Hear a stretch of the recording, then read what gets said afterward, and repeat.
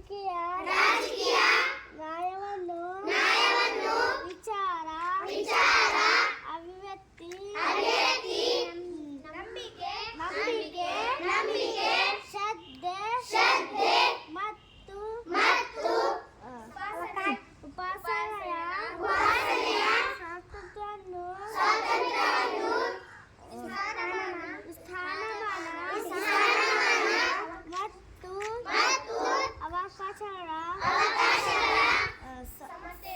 ಸಮತೆಯನ್ನು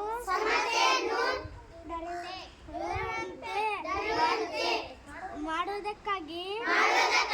ವ್ಯಕ್ತಿ ಗೌರವ ದೇಶದ ಏಕತೆ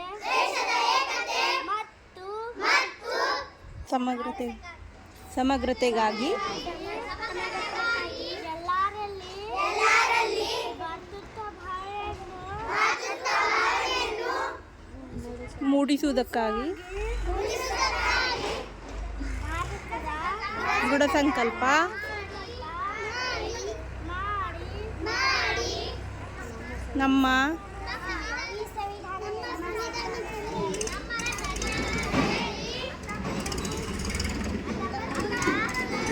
1949